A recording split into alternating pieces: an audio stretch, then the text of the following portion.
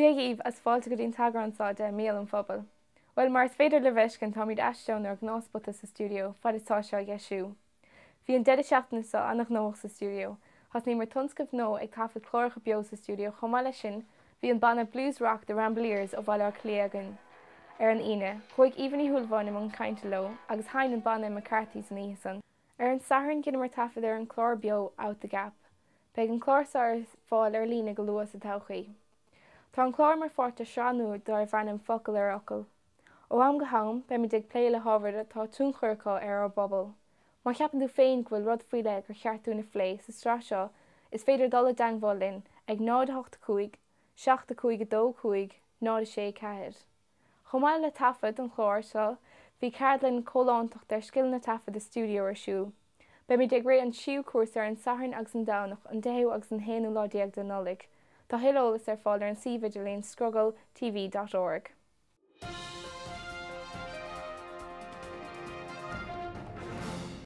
Well a chuirde ní fad an isce meid an Nollag linn, a chosnig na holbhúcháin níos luair sa bhíosa ar an féil lá a hain nó a bhí marga céirde san hala Phobail le Ceann Trá. Bhí láir mór céirde ar díal ar marga cosú le hábhar cnotála, críon gafanna agus neart láistí. Ar in lei sin seolach an Dingle hamper ag an marga, smíad bheith seo a bhí ag Marí Seirland agus Sarah le choráin. Tá rá móid ar tháirgaí ortúil ar fáil sa chiseán, chomá le limnáid ó cholach beag le dalta ó Phobail Chorca Dhuibhne, a hosting an cólacht féin mar thunsclim san idir bliain. Ach nábíochtaí máiribh, beidh seans eile sipadóireacht goin ar fad le margaí céirde ar siúil ar an 4 agus an 8 den bhíosa.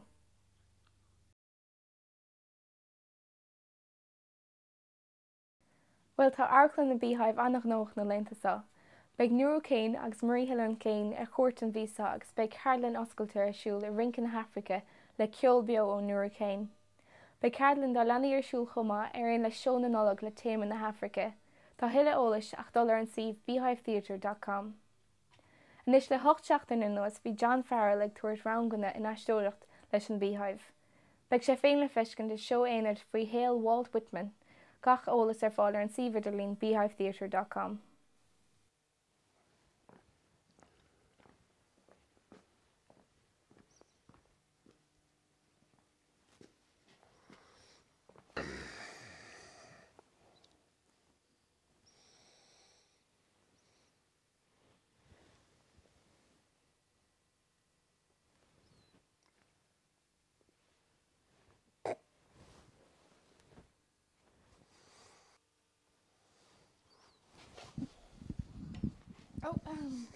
Hi, how are you? Very well, thank you. How are you, ma'am? Hi, who are you? Sorry? Well, my name is Walt Withman, liberal and lusty as nature itself. That's great. I'm from New York, you know. Are you? I am, indeed. There's a lot of Irish in New York, you know. Some of my best friends. They're all Fenians and things. What? I'm sure there is. No, you're fine. Sorry, what exactly are you doing here? Well, I was meant to come and visit Ireland back in 1873, but I had a stroke. And then I died a few years later, and I'm only now getting around to it, because the Irish used to clamour for my poetry, which was all about democracy and freedom. You have that now, don't you, in Ireland? How's it working out for you? Yeah, we do. I mean... Good. I'm very happy, very happy. Yes, so I'll be here talking about my life and reading some of my choice poems on the 8th, 9th, and 10th of December, which is Thursday, Friday, Saturday, at 8 p.m. in the beautiful black box studio at Clean. The Beehive Theatre Company are very kindly putting me up and giving me free coffee. I'm looking forward to it very much. Sounds like a good deal. It's not bad, really. I'm only meant to talk for 70 minutes or 75. But if people enjoy themselves, we could be there all night. And that's on the 8th, 9th, and 10th in the Beehive Studios? Of December. December. 2011. God, how time flies. I'm sure it does. When you're 200 years old, you feel it. That's great. Yes. Sorry. Oh, God, look at the time. Oh. I actually have to go. It was nice to meet you, It was Mr. a Whitmore. pleasure meeting you. Yeah. Whitman, not Whitmore. Whitman. Whitman. Sorry about that. That's quite all right. Yes. Well, right, bye. Very handsome young woman. The Irish is so lucky.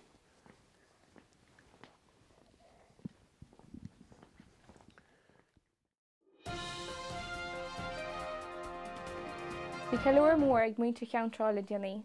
Sí Naomh Chaitlín airlamh Ceann Trá, ba ócáid mór é Oíche Naomh Chaitlín fadó agus im líana bhí ceolalas crack ar fáil ar an mbaile idir tithe Pháidí Uí Shé agus cuins.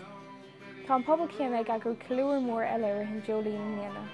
Siad ag déanamh an íthil Jolín Ceann Trá áisiúil. Sí téim an léim líana na málaí brúsca dubh, íartar an stún na málaí a úsáid mar fort an na gola don lá mór.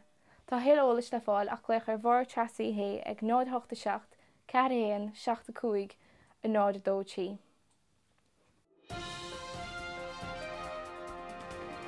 Is don chiad agus an ceithú lá den Nollag, beag féile na sílte agus other voices ar siúil.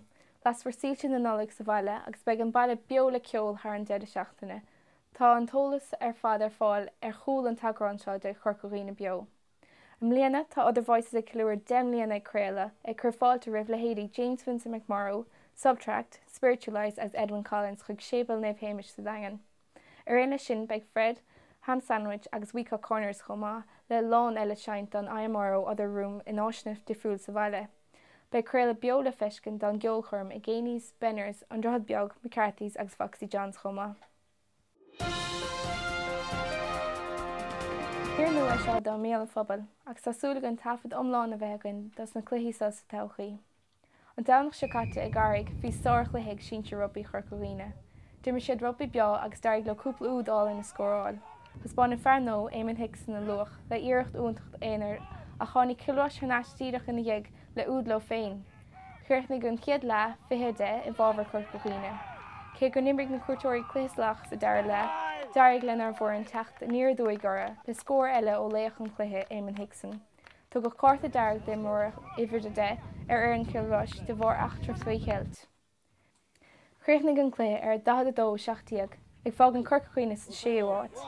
Bei Corca Dhuibhne gimid i núngar an bháin an Aonach seo chuain agus go naidíon táil sa chluiche san.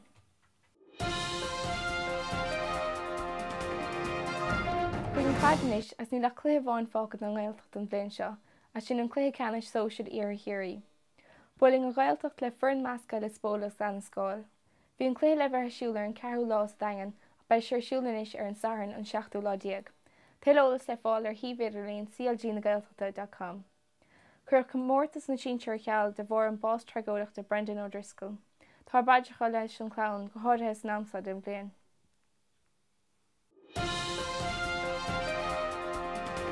Agus an Nollag ag bula linn, tá muid ag súil agrán speisialta na Nollag a hafad a dichéin bailntéirigh ar an Aonach an 9 lá déag den vísa. Tásúla go nasca bheagain le nar Gcóirde America agus an Astráil nach bhfuil a bheith linn sa bhaile don Nollag. Tá fáiltear gachéine chuigasa agus beag neart ceol, sláistí agus rógaireachta deireann. Well, sinna bhfuil an tagrán sa mBéal Phobail, tásúla go gur háin sé libh. Bhaim sa íomhnaí thuúlbhain agus an foireann sa Scrogall. Slán go fóil.